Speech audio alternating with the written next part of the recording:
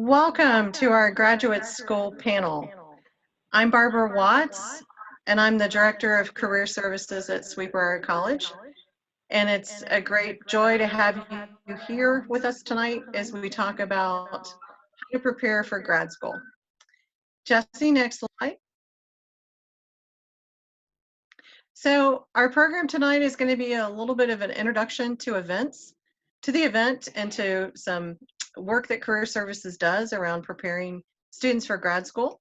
We'll have a presentation of our panelists, and then we'll have some general Q&A, and then we'll wrap things up. Next slide. So when you see this chat box up in the corner, that's the time we're asking you for questions. So be sure to share your questions with us, and we'll have our panelists respond to them. Next slide. So please don't unmute yourself. Direct all your questions to chat. And when you're not talking, if you don't mind putting yourself on mute, that would be helpful. Next slide. So a little bit about Career Services. So this past fall, we had over 700 contact points with students, alums, and others around Career Services related issues. In the fall, we met with over 85% of those contacts were with students. We also offer services to alumni for life. For those of you who are interested in finding out more about preparing for grad school after this session tonight, I invite you to join us on our Canvas course. You can find that from our website. The graduate school section has all sorts of resources that can help you get started. I encourage you to also look at the video about graduate school that's part of Real World Playbook that's also on that Canvas course. And be sure to check out virtual graduate school fairs that Career Echo is hosting. And we've been publicizing those on our Career Services Center Facebook page, which I encourage you to follow. So why should you go to grad school? Some good reasons to go to grad school if you know you need it for credentialing for the work that you want to do. If it will help you bump up your earnings potential. It's really important to keep the long view in mind, particularly at this time. If you can get scholarships, GAs, or TAs to help subsidize grad school, and you can get out with a credential that will make you more marketable, then it might be a better investment in the short term to help you wind up with better long-term job prospects, particularly if you're thinking about going into programs that will be in high demand in this changing job market. Why you should not go to grad school. Don't go to grad school if you don't know what you want to do next. If you have significant debt and haven't researched careers and budgeted how you will pay for it. If you aren't prepared for more years of rigorous study. And I hope my panelists will go into some more detail about their own journey in helping them to decide to go to grad school or not. I'm sure some of you are curious about what our 2020 graduates are going on to do. Here are some of the recent accomplishments we've celebrated via Scroll Games. So at Briar, our Scroll Game is a celebration where the senior class comes together and reveals an outcome. Either they're going to graduate school or getting a job. And the graduate school tradition is to celebrate a scroll, like a diploma. And so some of the recent Scroll Games we've celebrated. Lizzie Baker's going into the counseling program at James Madison University. Amelia Mendelssohn's just been accepted to the MFA program at the University of Notre Dame. Shifty Kamal is heading on to a counseling program at Columbia University. McKenna Snyder's going to be heading to law school at the University of Tennessee. Jordan Elliott's going to law school at Ohio State. Dejanay Cole has been accepted to vet school at Ohio State. Kaylee Cobb's going on to SMU to work on a business program. Sophia Dessart is going to the Thunderbird School of Global Management, University of Arizona. And Casey Atkins is going on to the Masters of Biomedical Science program at VCOM with Virginia Tech. Those are just a few of our outcomes we've been celebrating over the last couple months. Without further ado, we're going to move on to our panelists and the intro of those. Jesse, next slide. So first, I want to introduce Dr. Dwana Wah. She has her BA in history and also her licensure in teaching from Randolph-Macon Women's College and her PhD from the University of North Carolina at Chapel Hill, also in history. And she's an associate professor of history here at Briar. One of the things I've enjoyed about her is the work that she's encouraging our students to do with the archival materials here at Briar. Dr. August Hardy is another new professor to Sweetbriar. He's an assistant professor of economics. He has his BA from the University of Virginia, just up the road, and his PhD from George Mason University in economics. I've enjoyed working with August with his dollars and cents econ or core 130 class and talking to students about salary negotiations and researching salaries. So Dr. Hardy, it's good to have you here. Dr. Michelle Gervasio is here. She's an assistant professor of engineering. She has her BS and PhD from Virginia Tech in material science and engineering. And it's been a delight to get to work with Michelle and some of her classes, particularly her first year students, on working on their resume. So we're going to go ahead and get started, and I'm going to moderate some questions and invite my panelists to respond. In the first question, we'll just kind of rotate through each of the candidates, each of the panelists. But the first question is, tell us why you decided to go to graduate school, what you chose to study, and why you chose to attend the school you did. And we'll start with Dr. Dwana Wah. Hi. So hopefully, well, thank you for the introduction, Barb. So my journey to graduate school started when I was probably my junior year in college. And I was a history major, education licensure, so essentially a double major, and a minored in psych. And I really loved all of those subjects. And I had a history professor in particular that I loved his classes. And so when I was in my senior year, I elected to work on an honor senior thesis, and it was looking at a school desegregation case in Charlotte, North Carolina. And I had to go self-teach myself how to conduct oral histories and cold call people who were involved in this active case and interview them, and people from the previous case in the 70s, 60s and the 70s. And so in that process, and in talking with this professor, and we had an adjunct professor, I discovered the joys of and the possibilities of going to grad school. And they were telling me about programs that were available. And so at that time, when I graduated, I wasn't sure that I wanted to go for history because as a true liberal arts graduate, I loved a little bit of everything. And so I was on the fence of whether I wanted to be a psychology, go to graduate school for something in psychology, or to go to grad school for history. And I was pretty sure that I wanted to be a professor. And in order to be a professor, I knew that I needed a PhD, or I was encouraged by my undergraduate professors that I needed a PhD. And so that is what initially interested me in attending graduate school. And I think the other part of the question is what I chose to study. So eventually, I, over agonizing days, decided that I was going to focus on history as opposed to psychology, in large part because I was still curious about this question of this senior project that I had done. I was working as a high school history teacher. I kind of had a deadline set in my head that I would work for a few years, and I don't know, arbitrarily, I set on 3 years, but that was great experience and helped fuel what I research, coincidentally. And so in part because of what I was doing as a teacher and the experiences I had as an undergraduate student and being told about graduate school, and because I was teaching history, I figured history's probably the thing to go for, right? So I applied for programs in history, and I ended up settling, say tongue-in-cheek, settling on UNC Chapel Hill. And at that time, I was very unaware of its basketball program, which it is, yeah. But they had a great program for Southern history, and they had an excellent program for oral history, and that was something that I wanted to continue. And so I did a little research on different programs, ended up applying to 3 schools, and I chose UNC. Perfect. Thanks so much. Dr. Hardy, I'll kick the same question over to you.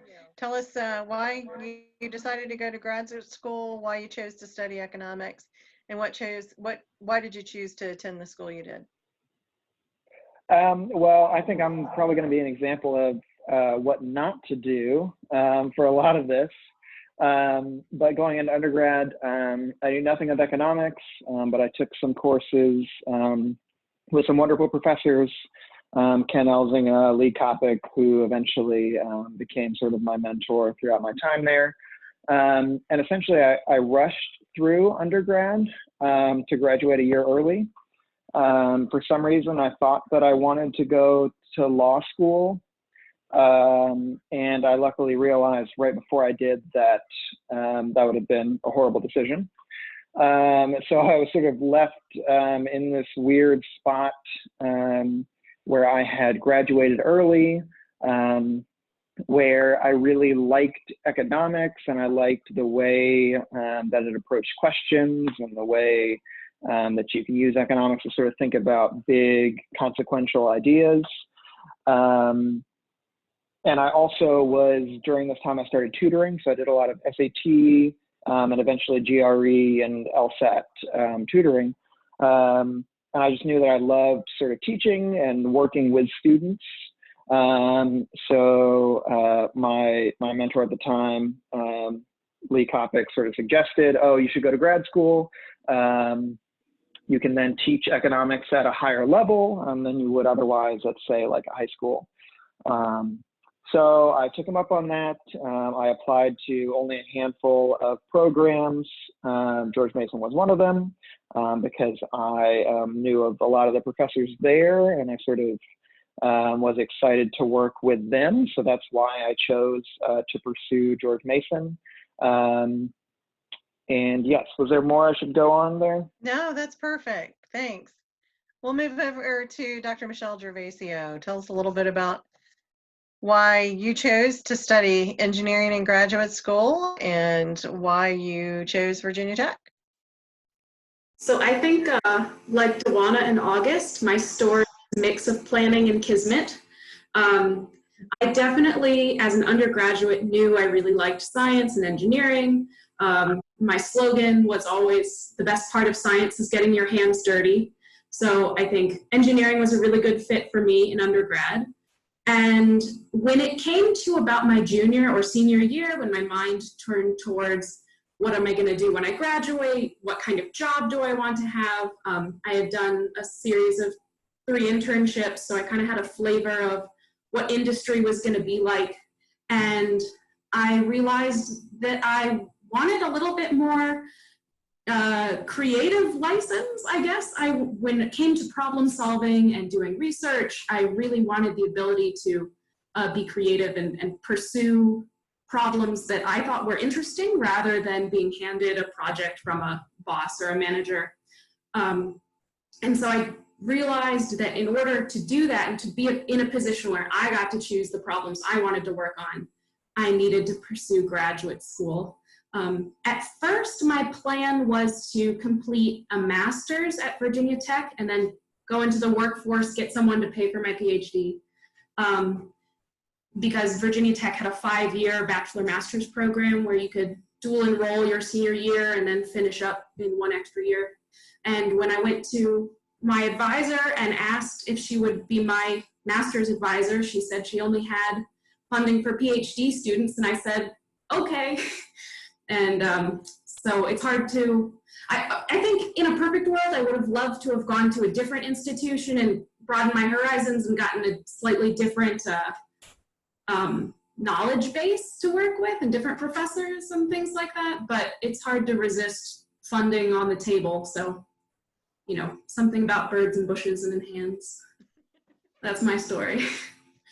Perfect. Well, and I think that the theme that all of you shared, it didn't sound like, well, maybe with the exception of August, that any of you really had grad school, particularly in mind, but it's something that unfolded as you got into a subject matter that was of real interest, as you started having experience in the workplace, doing internships or tutoring, or teaching in the classroom. There was an intersection of people who crossed your paths that encouraged you to pursue this as a program. And that's something that frequently happens when students are in college. It's part of the undergraduate experience, and really kind of part of that being open to learning and finding out where your gifts and talents are, and then pursuing career pathways. So thank you for sharing that. I guess the next question is, what advice do you have for someone when they're thinking about graduate schools? So some of you touched on this, things like funding for your program, choosing your program, or connecting with faculty or at a particular program that you were interested in. So just think broadly, what kind of advice do you have for someone? Think about when you were first looking at graduate schools you were thinking about attending. What are some factors that came into play as you were thinking about that? And we'll start with you, Dr. Dwanawa. Dwana, if you could turn your mic on. There you go. Perfect. Okay. So all of those things, I would say that things I wish I knew, that there's funding available. I'm a first generation college student, or was a first generation college student, and certainly one of the first ones in my family to pursue graduate school and to complete a graduate program. And so I didn't have a lot of background knowledge about what this grad school bag was going to be about. It was just, you go to school and you know how to be a student. You go from K through 12, and then there's college, and then, oh yeah, there's more college. But I had no real clue. And so I think one of the things I wish I knew more, even though I did do research, is how to effectively research programs and to find the ones that not just fly by interest I was curious about. Like, I like Southern history, so what are the top U.S. News and Reports Southern history programs, and I'll apply to those programs. But really take some time and think about where you can see yourself in the next 5 to 10 years, because depending on what your major, what your discipline is, programs can be anywhere from a couple of years to, like history, the rule of thumb is 7 to 8 years on average to complete a PhD program. And so you're there a long time, and it can feel really long if you hate it. And so doing the research and finding out about where you're going to be living, the location, the type of school, in addition to funding issues, because, that's helpful. Where you might get the most amount of funding is something that I would advise students to think about. And then my last thing, and I'll shut up because other people need to talk, is think about who you want to work with as an advisor. And that's one thing I had no clue about. And I learned that belatedly, and I didn't have the best experience, but then, I was there a long time, so things turned around, which was great. But I wish I knew that you need to reach out to the professors or professor that you want to serve as your primary advisor, and to contact prior to and during the process of applying to graduate school, because that will likely be the person you're going to be working with for your graduate school experience. And if you have someone who just happens to get you as a student, as I did, that may not always be the best gelling situation and working relationship that you might have. And you can always switch along the way, but it's nice to have done that legwork ahead of time. Perfect. Thank you. Yeah, I would just echo a lot of what Dwana said there. As an undergrad, I really did not understand sort of how to pursue faculty. And for my first couple of years at Mason, I still did not know how to do that. And that really sort of set me back in my timeline and how quickly I could accomplish things. So that's a huge thing. Also, sort of to touch on what was mentioned about the research component, at least in an economics program, you're maybe taking maybe 2.5 years of classes, and the rest of it is sort of this building this research component. So it's a large portion of what you're doing. And if you don't have sort of that experience that tells you, oh, this is something I'm interested in, this is something that's going to bring me life and bring me joy, and I'll be happy to wake up in the morning versus going to wake up and sort of say like, oh, another day where I have to go talk to my advisor and work on writing this paper, you're just going to be a lot happier. So I would definitely encourage seeking out research opportunities with faculty here, or I mean, you could probably even reach out to people at other places, right? To get a feel for what that's like, because that's a big component of what your life after undergrad is. Great, thanks. I'm seeing a theme here about how important advisors are. Michelle, take it away. I'm going to continue that theme. I think Dawana nailed it right on the head. Your relationship with your advisor is probably 80% of your happiness in graduate school. And you really have to develop a good relationship with them and understand their expectations of you and what your expectations are of them. Are you going to meet once a week, twice a week? Are they going to let you do your work and check in every once in a while? Or are they going to be in the lab with you working all the time? Do they expect you to work 60 hours a week or 30 hours a week? You know, so really having a good and open and honest relationship with your advisor is very, very, very important. And the other thing that I think is very important is just research in general. I had a very research-heavy dissertation, and you know, it's called research and not search for a reason. You're going to go down a lot of dead ends. You're going to make a lot of mistakes, and you're supposed to, because you're learning how to do research. And I spent a lot of time my first 2 or 3 years waiting for someone to tell me what to do and how to improve, and it took me a while to realize that it was in my hands and it was my responsibility to figure everything out and really take ownership of my own experience in graduate school. So just understanding that research is supposed to be hard and that you should have a good relationship with your advisor. Those are my 2 biggest takeaways. Thanks. Definitely seeing some themes here. And I guess that all of you have touched on this a little bit, but I'll open it up one more time just for you to think about it. What do you wish someone would have told you when you were starting the grad school application process? Like, what do you wish you could have gone back and told your 20-year-old self now that you're a little bit further down the road and have some experience under your belt?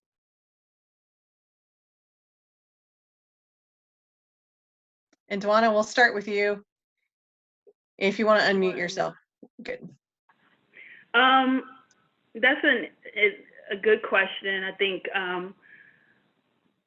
not all of graduate school is going to be the joy that August was referring to. I had a love-hate relationship with graduate school, and I think in part because I had no clue about the advisor, and initially my advisor, who retired, he retired with me. We had some ups and downs, and he wasn't the most, we weren't the best fit for each other. And it became a lot better, and I became much better with communicating, and he became much better with communicating over the years I was in grad school. But I really wish that I knew that someone would have sat me down and said, hey, find a good advisor.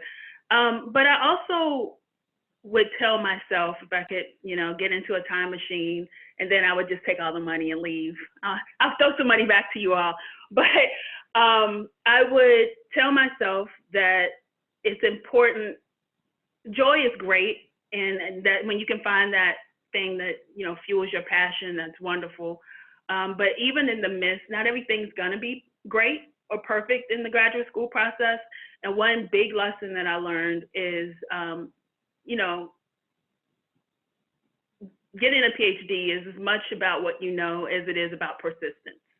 And how long can you continue day in and day out to do the research, to do the work, to do the thinking, to do the writing, to go to conferences. and to just understand that when you have those moments of self-doubt, and when you have those moments where you feel like you're an imposter, or when you just have those moments when you're freaking frustrated, that it is the long game that you're playing, and that you just need to continue this journey, and eventually you'll get the prize. I think if I knew that then, I would have saved myself some heartache along the way. Thank you so much. Yeah, That's spot on. August? I would say, yeah, I don't want to be the one who's associated with joy in grad school, because there were a lot of tears and a lot of very, very frustrating nights, because similarly, I did not have a great relationship with my advisor, and expectations were tough. But thinking back to the application process, I think I didn't realize how important it is, and this perhaps differs based on your discipline, but when schools are looking at your application, they're really looking for someone who can both do the work, but also sort of has this idea of research, sort of has that like spark of research interest in them. So being able to communicate that, and being able to show that, oh, like, I know the faculty who works here, I'm actually interested in working with them, I'm asking the kind of questions that they're asking, is very important in the application process. In addition, making sure that you sort of know the funding situation, which I don't know if we're going to talk about that more later on, but I feel like I'm getting the signal to continue on with that. Yeah, go down that road. Talk about funding. So sure, because I was someone who did not really plan to go to grad school, did not really have any undergraduate research experience. I got in, but I was not funded. Probably about 75% of our incoming class was funded, and the other 75% was unfunded, 25% had funding. So that first year was like really, it was really hard. It was really an investment, because I knew that I was not going to be paying for the whole thing. Like, if I did not get funding, I was going to be leaving. So I would say I worked twice as hard as 90% of the other students, so that when people dropped out, there was sort of no choice but to give it to me for the powers that be. But you sort of have to, I don't think I truly understood how hard that competitive side of things would be, since I didn't have the funding. So my first advice would be to work a lot harder in undergrad, so that you do, like, you are the top of the application heap when you go in, but to also really have good expectations about how hard, like Duana was saying, that investment is going to be for that future payoff, because you're not going to see it for a while. Thanks. I appreciate you sharing that. Michelle, we'll head to you. I keep finding myself repeating other people. But so I would say the thing I wish someone had told me was something that someone actually did tell me, I just wasn't listening. When I went into my advisor's office to ask her to be my advisor, she told me that research is coming into the lab and failing every day until you don't. And I kind of thought that didn't apply to me, because I had done so well in undergraduate, and I was an A student, and I was like, I'm sure that's the other guys and not me. I'm going to do great. I'm super smart. And it took a while to sink in that when all of your peers are the smartest in their class, being average doesn't mean that you're failing. Where I feel like it's easy to look at where you are in relation to your peers and think that because you're no longer at the top where you're used to be, maybe an undergraduate, that doesn't mean you're doing a bad job. And I think, imposter syndrome really comes in there. That, being average among the top 2% is great. And not to get too down on yourself, even when your project's not going the way you want it. even when you're having trouble with your advisor, even when, you know, things are hard. That as long as you have a good enough reason why you're doing it, you know, as long as there's a purpose and you feel that it's worth it in your life, I think it's gonna, sorry, it's a little sweet and sugar-coated, but I think as long as you have a really strong sense of purpose of why you want to be in grad school, that you'll kind of get over that part. And the other thing I would say is, especially in STEM, in engineering, in the sciences, almost nobody pays for a PhD. I don't know a single person who didn't have an assistantship or a fellowship or some kind of TA position. So yeah, if you don't have some kind of funding in the sciences, then you're getting fleeced, I think. Thanks for that honest perspective. I appreciate that. My last question is, I know all of you guys are very engaged in the lives of the students here at Sweet Briar. You've quickly become fans of theirs. So tell me a little bit about how you're working as a faculty member to help prepare students who are thinking about graduate school. What are some of the ways that you've given them guidance or help or research, etc.?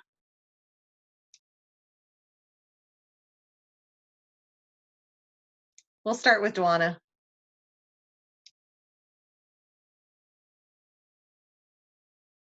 And I can't hear you, so if you can unmute.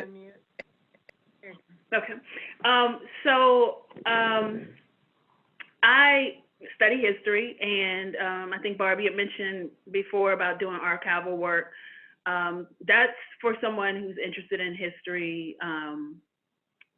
It's some work that is very significant and important for graduate school, and you'll be doing that as your research most frequently and very often. And so there are classes that I teach that have students go to archives. I've taught classes on oral history, which is another methodology for studying history and learning how to conduct oral histories, how to analyze those stories that you hear, which is another layer of that process, and then interpret those stories. But probably most in my survey classes, and all of my classes, but especially survey classes, the things that I stress are kind of, basic skill sets that I think can apply broadly, but particularly for graduate school. And that's writing, thinking, and speaking. And my classes are very heavily discussion focused, and because of all the things that August and Michelle shared about the process of being in grad school, and sometimes thinking, well, I was really smart as an undergraduate student, but it's not going to happen to me. That one counter effect can be you shirk back and kind of shrink a bit and start doubting yourself. And that doubting of yourself can lead to you being very silent in classes when you may have an answer. And if you've ever found yourself in a class where you have been thinking of an answer or something to say, and then you don't say it because you have gone through in your head how wrong this is going to be, how someone's going to rip me to shreds if I say this, and then someone says a lesser version of what you were thinking all along. And then you think, oh man, and then the professor heaps praise on that comment, and you're like, oh, I should have said that. You may find yourself doing that a lot. And I think in grad school, as much as you can get confident and prepared to speak with confidence, and that comes with doing the work too, right? You have to do the research and know what you're talking about. You shouldn't be spouting off just opinions or thoughts, but I know this because I've studied this. I've been reading these things. I've been going to archives and being able to draw these conclusions. And I'm confident enough to test my thoughts out in public. And writing is the same way. Often, we don't get to meet people face to face first off, and the way we communicate with people is through our writing.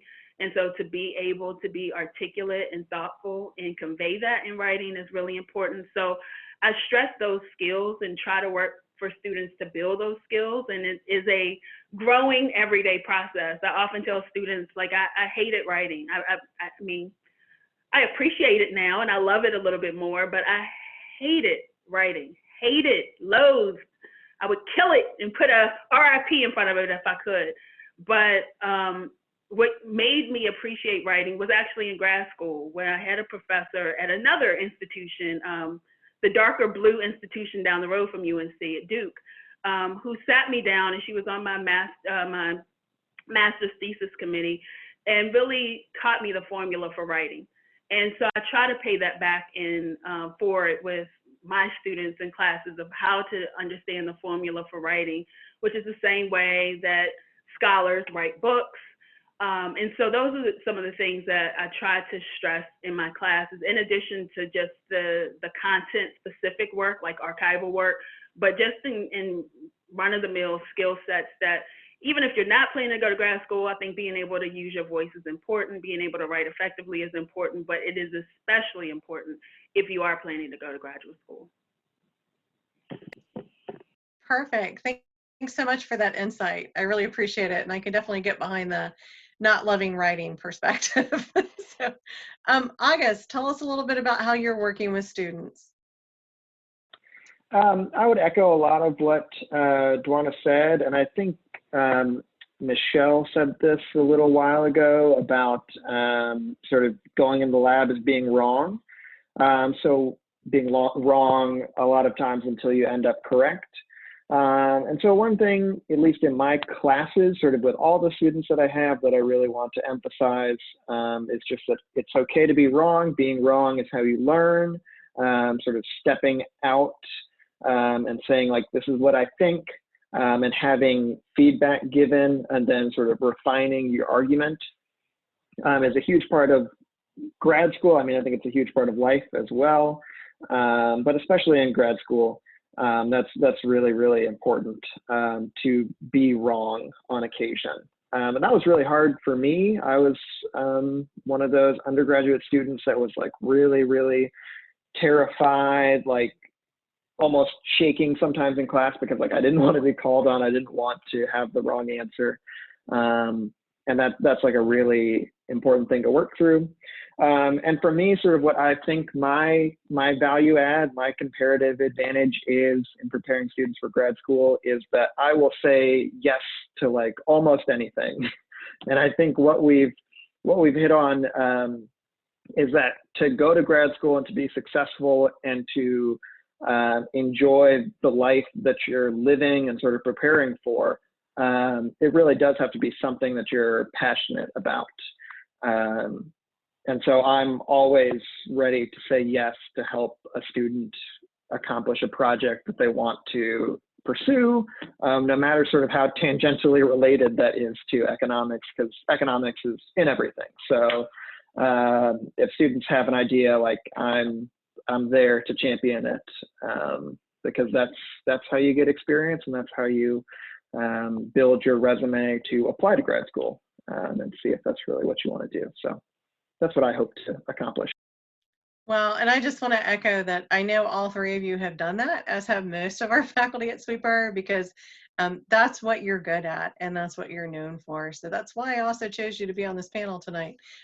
Michelle, I'm going to kick it over to you because I know you're also working with a lot of our engineering students as they're thinking about what their long range plans are.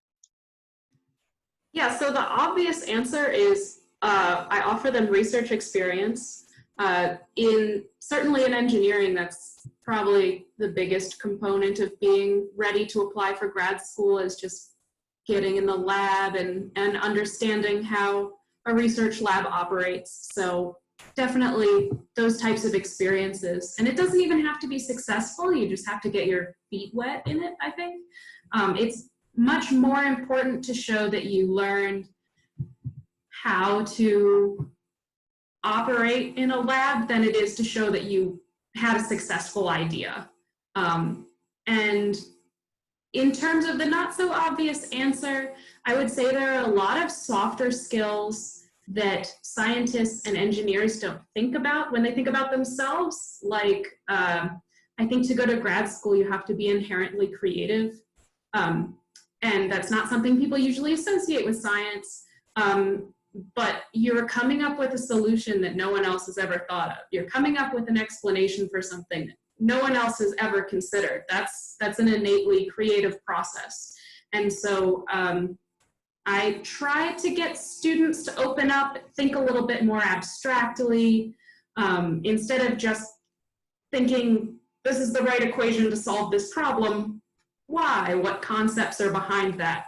You know, how do you figure that out? How do you connect the dots? Why does it make sense? And writing too. Another pearl of wisdom from my advisor, because I throughout grad school, I was a very poor technical writer, which is a certainly different ballgame than writing in, say, you know, a more liberal arts discipline. But my advisor said that, you know, your writing is your legacy. If you do an important experiment but can't tell people about it, it's like it never happened. So, so writing skills, abstract thinking, and then, of course, research experience. Those are the things I try to stoke the fire of in my students. Thanks so much. So there's a couple themes that I've just kind of picked up from our conversation. One paramount theme was research your advisors. Do your homework on who you're going to be investing a lot of time with, because this is going to be a significant relationship in your life. Another theme is it's the long game we're all playing, and I think that that is probably more relevant now in this day and age than ever before. So kind of keeping your eye on the prize and looking down the road of what's your 3, 5, 10-year plan. Why you're doing it, why you're exploring grad school is really important, and that purpose is important, particularly when you're devoting so much of your life and so much of your future to what you're studying and researching. And Michelle, I really like what you said, that your writing is your legacy, and I think that harkens back to what Dwana also shared, and also August, of how important that just professional contribution to the world of work is with your research and with your study and your reflection. I'm gonna leave you guys to ponder a question for a few minutes, and I'm gonna talk a little bit about my own grad school journey, because it's a little bit different than yours. We're also going to open it up to chat. And then I'm also going to ask Bailey Worth, who also works in career services, who's a 2018 Sweeper alum, to talk a little bit about her grad school journey. So I ended up going straight from undergrad into a master's program in education. It was with an emphasis in student personnel administration. And that was at my same institution I went to for undergrad, which was Virginia Tech. And I went into that program because I knew it was a credential requirement for the field I wanted to go into. So a typical entry-level job for somebody who wanted to get into student affairs in higher education was a master's program. Luckily, I had a graduate assistantship that helped fund that. So that was important, and that also gave me some really valuable real-world work experience. Simultaneously, part of the degree requirement was also to do practicums. So that kind of internship-like experience really shed light on things. I got out into the workforce, putting my student affairs degree to work, working in housing and residence life, and then wound up in an institution where I also ended up doing personnel work. And one of the things that I thought about was, should I go get another master's degree in human resources? I decided not, because simultaneously I was getting a free master's degree through the institution I was working with, and that was in theological education. So I got a master's in theological studies for free where I was working. So tuition remission is another thing to look at from the workplace. But I decided not to go get a master's in higher ed, and instead got a certificate in human resources management that was co-hosted by George Mason University and also the Society for Human Resource Management. So it was a very specific credential for the field I was preparing for and I was working in. So that's another thing you may want to think about as you're exploring your vocational pathway. What are different ways you can get the credential you need to be doing the work you want to do? And sometimes if you've been in the workplace, you may look at those specialized master's programs.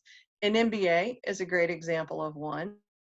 That you may want to look at it. It may be able to faster track you into what you're wanting to do.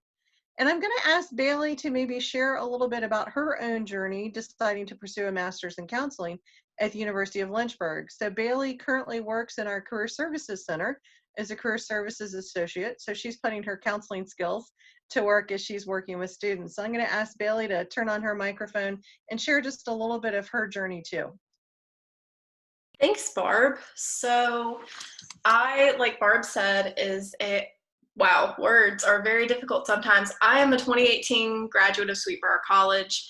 I got my bachelor's in history and psychology. I went to Sweet Briar wanting to be a teacher. I was going through the education program requirements for the master's program and was completely set on teaching high school at an elementary school, middle school, or high school. Hadn't decided yet. Well, then I started getting in the classroom. And a lot of people that you talk to who have been through an education program or who have moved out of an education program will tell you that that classroom experience can change things. So I was in a third grade classroom and was like, well, I don't really dig it, but maybe I'll try something different. They put me in a high school classroom, hated it. Hated absolutely every second of it. It was not for me. So I had kind of a crisis and called my mom and was like, I hate teaching, what am I gonna do? It was right around winter break, so I went home and we regrouped, and my mom said, well, maybe it's time to explore some other pathways with your history major. So I had watched a documentary on Netflix called Making a Murderer and had gotten just hooked on the work that lawyers were doing in the Innocence Project. They exonerate wrongfully convicted individuals in our prison system, and I wanted just everything to do with that. I started an honors thesis on wrongful convictions. It was my life for 2 years, and eventually I got to the point where it was time to take the LSAT. And I took the LSAT and very quickly realized that maybe that wasn't the pathway for me. So the night after I took my LSAT, I went home and told my mom again, like, I'm not going to be able to get into a good law school. So maybe it's time to find something that's a little bit different. And as I had started looking into different law programs, I really couldn't see myself there. So a lot of what I did was just trust my gut, which was incredibly scary. But I trusted my gut and started looking into some other pathways again. At this point, I had really gotten into my psych degree, and I was taking 2 classes with Dr. Lobachevsky. It was family systems theory and tests and measurements, and I really loved them. And as I was looking at the work, my mom had told me, well, that looks like a whole lot of counseling. And I was like, nah, nope, not doing that. And then I'll never forget what she did, and I would never suggest this to one of my students, but it helped me. She took a hat, wrote down a bunch of different careers on pieces of paper, and threw them into a hat. And she said, pick one. And then I picked one out, and it was teacher. She's like, okay, why is that a bad idea? And I was like, well, I didn't really enjoy it. She's like, okay, next one. And we did that for every career, and then the last one we pulled was counseling. And I was like trying to come up with a really good reason why it was a horrible idea. And I couldn't. So that night I applied to 4 counseling programs, and within a month I had been accepted to all 4. And then came the decision on where I was going to end up. University of Lynchburg was the only program that was in person, so it was winning. They also, at the time, I had met all the faculty members, and they were great. And the decision was made today. I broke up with the other grad schools, told them it wasn't them, it was me, and then started at University of Lynchburg. and started with a completely new faculty, which was incredibly scary. But it's really worked out. I definitely echo getting a good relationship with your advisors. And if you're in a master's program that's anything like mine, you've got to have good relationships with every professor, not just the people that's advising you, because a lot of our program is based on performance. So they get together at the end of every year and they pull your file and they look around the table and they say, do we kick this person out, or are they going to be a good clinician? So there are some high stakes, and it can be scary, but it's also important to remember that if you're accepted into a graduate school and you're in that program and you're working hard, they want you there and they want to see you succeed.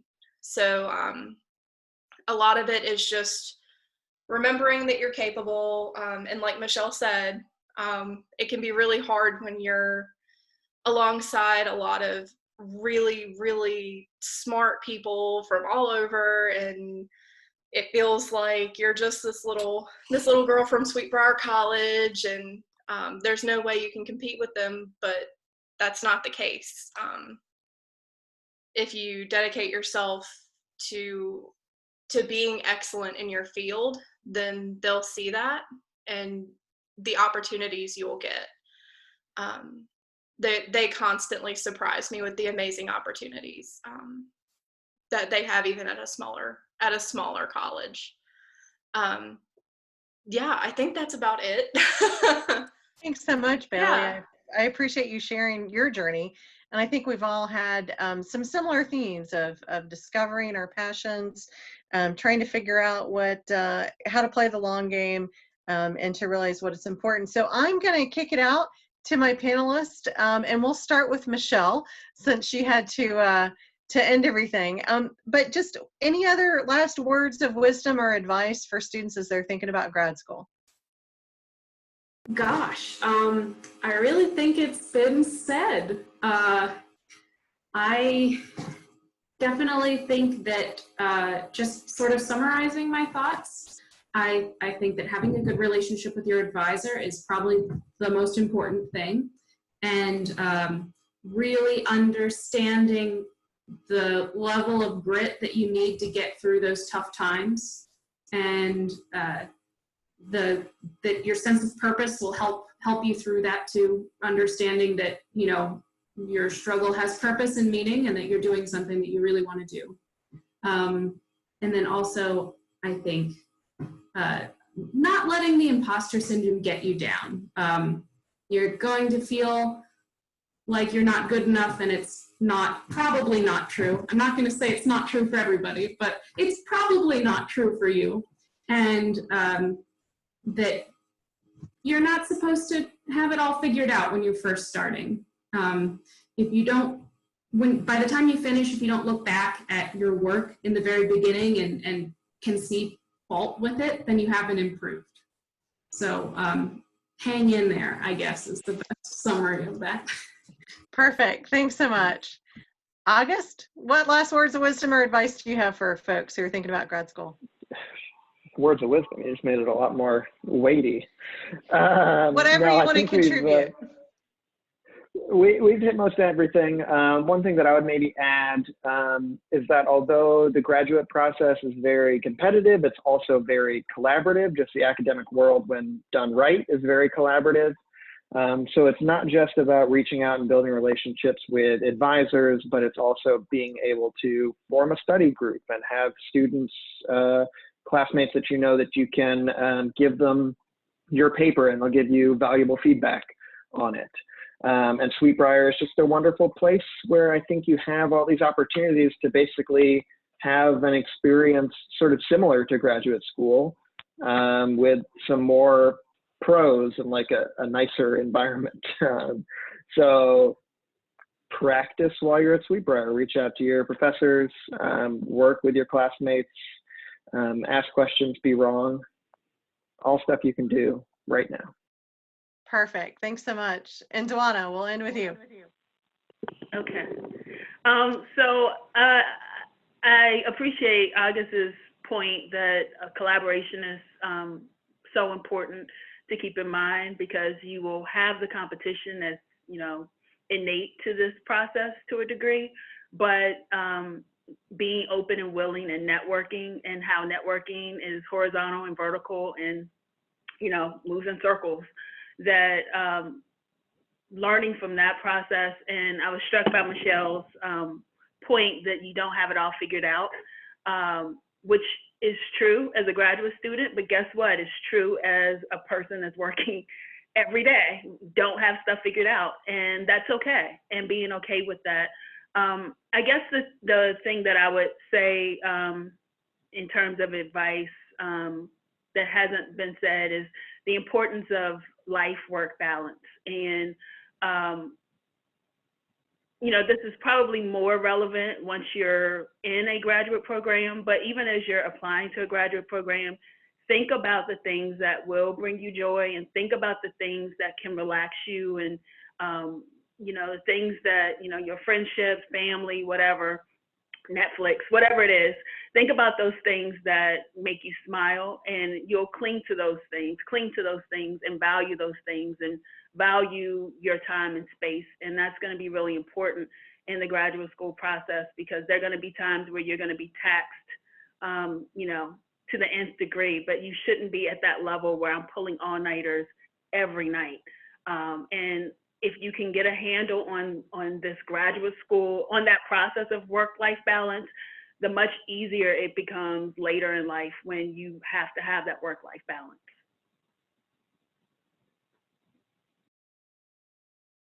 So much. This has just been a great conversation. I've taken a look at the chat boxes. I didn't see anything there, so we're going to move on to how you can stay connected with Career Services through our channels. So I encourage you to connect with us on Facebook, Twitter, and Instagram. And then the last slide has contact information for both the admissions office and Career Services. I want to take this time to sincerely thank my colleagues for giving of their time to contribute and to share their journey and their story. I'm really grateful. I think it's good to hear from others other than just myself and Bailey when it comes to navigating the grad school landscape. And I think you'll find them and other faculty members at Sweetbriar to be incredibly helpful to you on this journey.